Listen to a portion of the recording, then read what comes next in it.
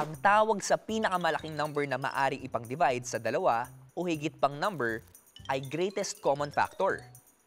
Greatest, ibig sabihin, ay pinakamalaki. Common, ibig sabihin, katulad.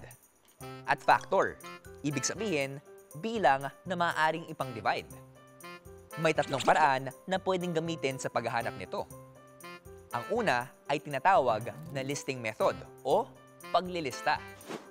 Ang factors ng 24 ay 1, 2, 3, 4, 6, 8, 12, at 24. Tapos, ilista din natin ang factors ng 36.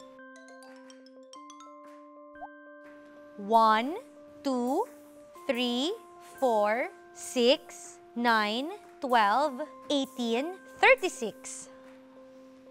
Paghambingin. Ano ang magkakaparehong factors? 1, 2, 3, 4, 6, at 12. Ano ang pinakamalaking magkatulad na factor o greatest common factor? Mas dali lang ang listing method, di ba? O, gusto niyo bang matutunan ang isa pang paraan sa paghanap ng greatest common factor? May paraan na tinatawag na prime factorization. Ano yun? At bakit pa naimbento ang paraan na to kung meron namang listing method, di ba? Pagmasdan natin ang mga composite numbers at prime numbers. Ang factors ng 4 ay ang prime number na 2 times 2. Pwede mong gawin ang paghahanap ng prime factors sa lahat ng composite numbers. Ang tawag sa paghahanap ng mga prime factors ng mga numbers ay prime factorization. Ngayon, gamitin natin ang prime factorization sa 36 at 24. Halika, subukan natin sa punong ito. Kung ang prime factors ng 36 ang hinahanap, ilalagay natin ang 36 sa ibabaw ng puno. Ano ang naiisip nating factors ng 36 na may prime numbers? 2 times 18. Ang 2 ay prime number, pero hindi ang 18. Kaya, i-divide uli natin ito. Ang factors ng 18 ay 2 at 9. Prime factor ang 2, pero ang 9 ay hindi. Kaya hanapin uli natin ang factors nito. 9 is equal to 3 times 3. Prime number ang 3. Ang prime factors ng 36 ay 2 at 2 3. Kaya makikita ninyo, ang prime factors ng 36 ay 2 times 2 times 3 times 3. Subukan naman natin sa 24.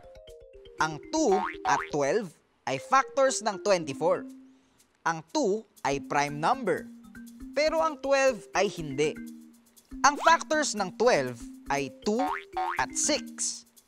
Ang 2 ay prime, pero ang 6 ay hindi. I-factor natin ulit. 6 is 2 times 3. Parehong prime numbers na. Kita natin na ang prime factors ng 24 ay 2 times 2 times 2 times 3. Ikumpara natin ang mga prime factors. Aling prime factors ang magkapareho?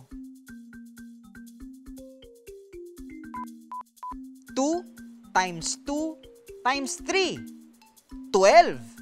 Ang greatest common factor ng 36 at 24 ay 12. May isa pang paraan sa paghanap ng greatest common factor.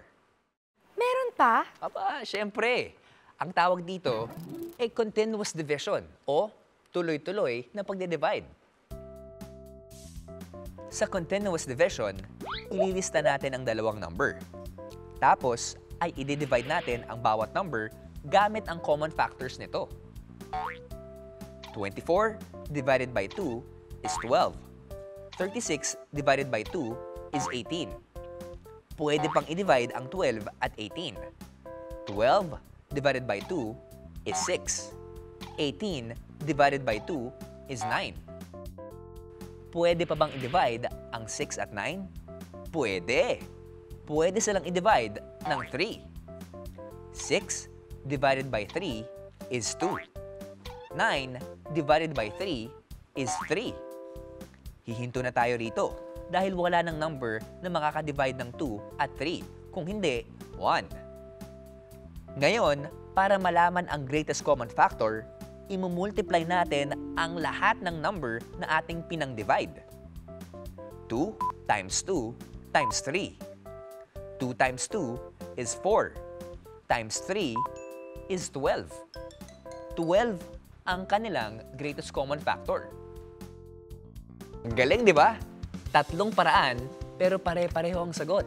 Ang mahalaga, maghanap tayo ng mga paraan na naintindihan natin para masagot ang math problems.